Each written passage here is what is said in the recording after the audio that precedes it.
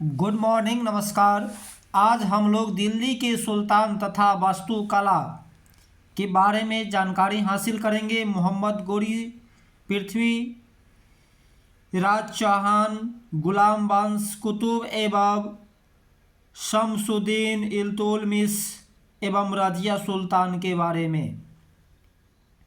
दोस्तों, मोहम्मद गोरी ने पृथ्वीराज चौहान को तराइन के द्वितीय विश्व युद्ध में 1192 ईस्वी में हराया था। पृथ्वीराज चौहान अजमेर एवं दिल्ली का शासक था। इसके साथ ही मोहम्मद गोरी ने 1194 ईस्वी में चंदावर के युद्ध में गढ़वाला शासक जयचंद्र को भी पराजित किया था। सन 1206 में मोहम्मद गोरी की मृत्यु हो गई।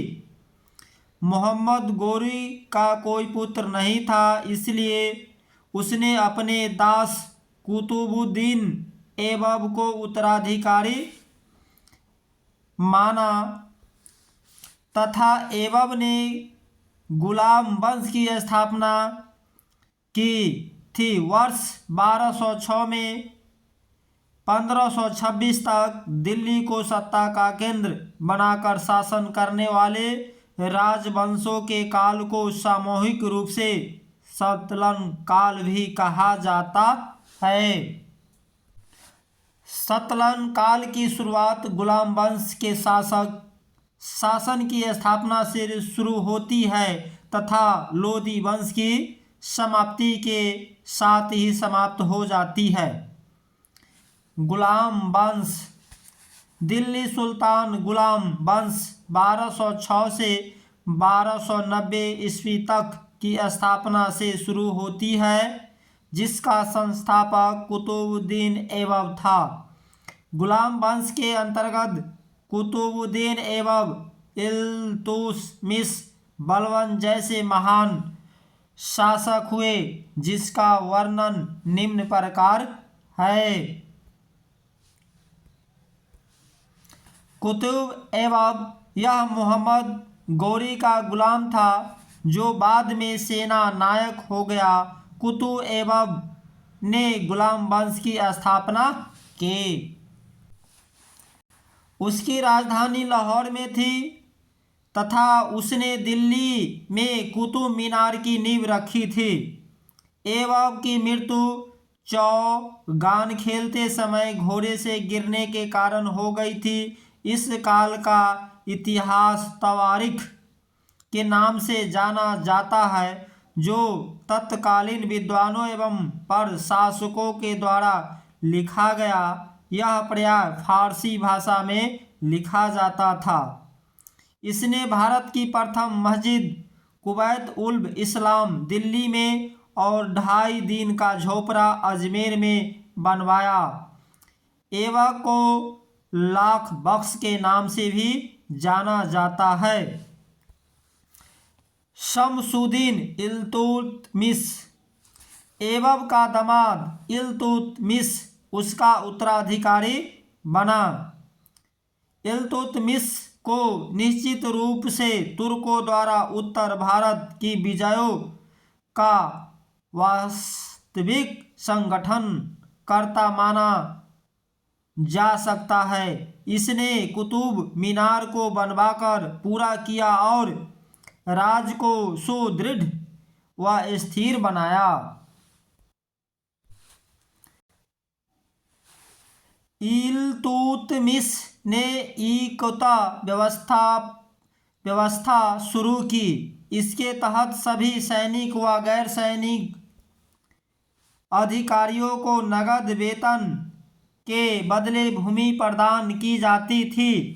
इल्तुतमिश ने मुद्रा के रूप में चांदी के टाका तथा तांबे के जीतल का प्रचलन प्रारंभ किया। उसने बगदाद के खलीफा से मान्यता प्राप्त की और ऐसा करने वाला वह प्रथम मुस्लिम शासक बना। उसने 40 योग्य तुर्की सरदारों को एक दल चालीसा चहलगानी का गठन किया, जिसने इल्तुतमिश की सफलताओं में अपना महत्वपूर्ण योगदान दिया। इसके सिंहासनारोहण के समय अली मर्दाना खां ने अपने को बंगाल और बिहार का शासक घोषित किया था। ऐबक के गुलाम कुबाचा ने भी अपने को सुल्तान स्वतंत्र शासक घोषित किया और लाहौर तथा पंजाब के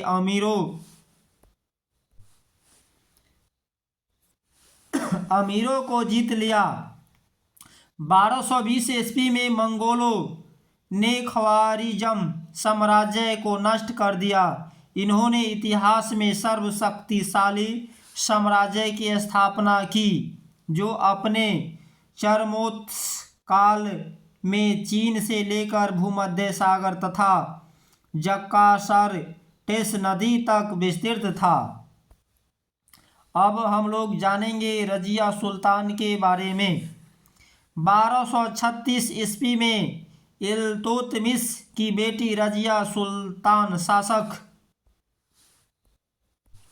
बनी। उस युग के इतिहासकार मिनहाज-ए-सिराज का सोचना था कि रजिया का शासन सामाजिक व्यवस्था के अनुरूप नहीं है।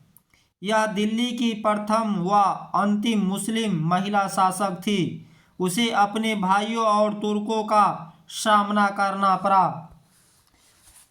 रजिया के शासन के प्रारंभ में ही इसके और तुर्की सरदार, जिन्हें चहलगानी या चालीसा कहा जाता था, के मध्य संघर्ष हुआ। सरदार चहलगानी अथवा चालीसा ने रजिया पर नारी मर्यादा का उल्लंघन और अबिसिनिया के अमीर याकुत खां से प्रेम करने का आरोप लगाया। लाहौर के विद्रोह हुआ, जिसमें कुचलने के लिए उसने स्वयं चढ़ाई की और गवर्नर को हथियार डालने पर मजबूर किया। सरहिंद के रास्ते ही विद्रोह हुआ और इसमें याकुत मारा गया।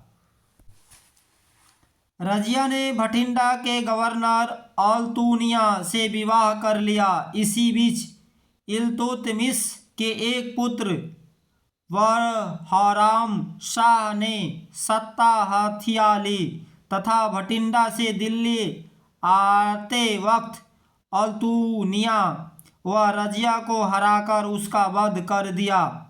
रजिया के बाद बहराम शाह अलाउद्दीन मसूद शाह तथा नासिरुद्दीन महमूद ने शासन किया, परंतु वे अयोग्य थे। इसी से प्रेरित होकर बलबन ने सत्ता हथिया लिया। तो दोस्तों, बलबन के बारे में हम लोग अगला वीडियो में जानेंगे। तब तक के लिए धन्यवाद। वीडियो को लाइक शेयर कर दीजिए और चैनल को सब्सक्राइब कर लीजिए। Thank you.